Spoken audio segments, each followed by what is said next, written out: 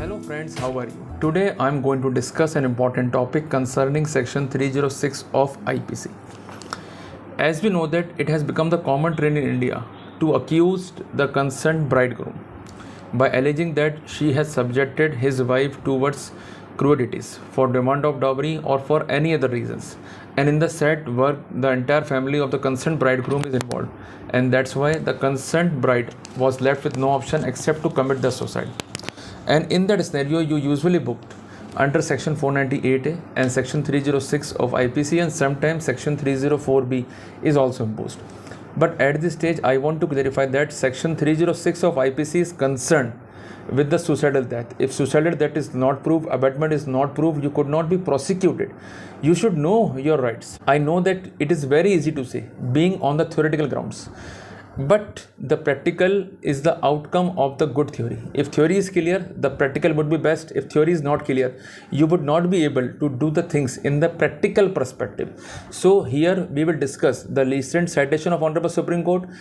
Here we will discuss the remedies on which you could work out. Here we will discuss how to deal with such type of cases. So let's move on the screen. Now friends, as you are able to observe, there are two appeals. One is by the appellant accused, means the husband, and while other is filed by the concerned complainant. The accused in this case is aggrieved by the approach of the concerned High Court, whereby the High Court has totally failed to exercise the power under section 482 of CRPC, and on the contrary, the concerned complainant is also aggrieved by the approach of High Court. By the impugn order, it has quashed the proceeding against accused number 228. So here we are having two appeals, one by the husband and other by the complainant, wherein he complains that the High Court was not justified to quash the proceeding qua, means up to the extent of accused number 228. And now the question arises, what is the matter and who are accused number 228? In this case, the accused persons have been charge sheeted under section 417, 498A, section 306, 406 and 201 of IPC. In short, we could say that they are guilty of committing cheating, the offense of dowry demand, the offense to abet the concerned woman, that's why she has committed the suicide, the offense of misappropriation, and the offense of disappearing the material evidence concerned with the alleged crime. So in this case, the concerned appellant is the husband of the deceased is Madhvi. The accused number 2 and 3 are the father-in-law and mother-in-law. The accused number 8 is brother-in-law. The accused number 4 is the uncle of the appellant. Accused number 5 is the wife of the appellant, and accused number 6 and 7 are the friend who participated and solemnized the marriage of accused number 1 and the concerned deceased. In this case, the marriage between the accused and Madhvi, who is deceased, solemnized or took place on 8th of December 2002. After the marriage, both appellant and deceased left for USA. That is very important in the material point. But they usually visit India from time to time. The key point is that the deceased is suffering from depression. That is the important defense taken by the concerned accused, and this point is totally uncontroverted.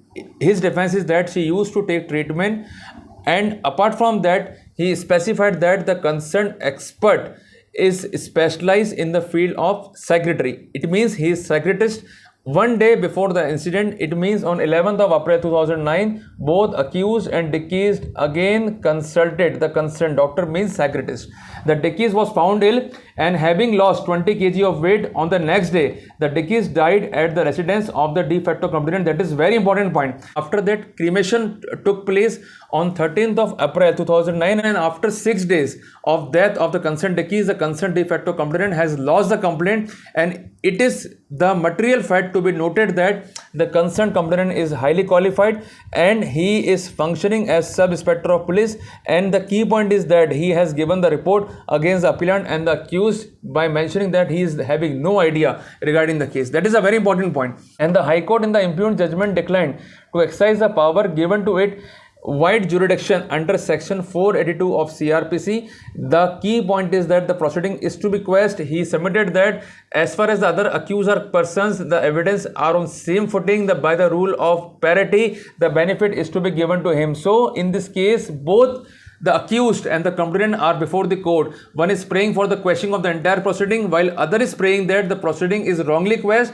In the said case, he submitted that, he means the complainant submitted that the proceeding quest against the concerned accused number 228 must be restored, and the petition filed by the concerned accused appellant should be rejected and should not be entertained at this stage. The key point is that in this case, which has been observed by the court, is that the fact of death by suicide is not proved. Apart from that, the statement of psychiatrist is on the record. It is admitted fact that both the deceased and the concerned accused has consulted with the concerned psychiatrist, and apart from that, the deceased was not having a good health, and apart from that, there is a marital discord between both the parties, and that's why the accused was not having the speaking terms even with the deceased. And apart from that, the complainant is a police officer, he is educated, and apart from that, he has not given a prompt report after the death. The key point is that he has given the report after 6. It is an important attending circumstances to be applied in the present case, and apart from that, the statement of LW3, LW13 are not reposing any confidence, and apart from that, they are having no value and substance in their evidence. Apart from that, the concerned complainant and his family were not aware of anything else, and apart from that, they are not having the specific knowledge. The key point is that the deceased and the concerned accused were visiting frequently, and apart from that, the occurrence took place in the house of de facto complainant, but despite of that, he has not deposed anything specific against the concerned accused. The court specified that the ingredient of section 306 IPC requires two things: number one, the suicide, and number two, the abetment, which is required to be proved in the term of section 107 of IPC. Both the ingredients are absent because she is ill, she was not well, and apart from that, she has committed the suicide by the virtue of her own deed, not by the fault of the concerned accused. The court specified that although the trial has begun, but it is not a ground to decline the remedy. The court submitted that the continuation of the trial proceeding would be prejudiced to the rights of the concerned accused. The court said that there is no material evidence which could connect with the consent crime or with the consent ingredient of section 306 of the IPC.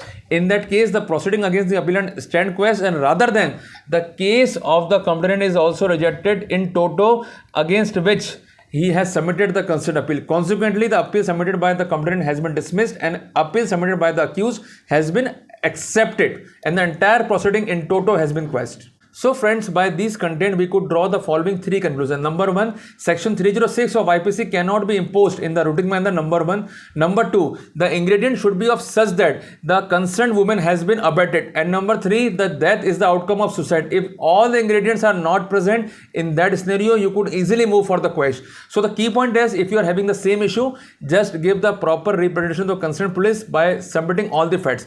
If they are not considering your urges, you could move to the High Court for the fair investigation, and apart from that, you could also move for the questioning of the proceedings. So this is an important update concerning your rights. Be aware about the same. So see you in the next video. Till then, Jai Hind, Jai Bharat.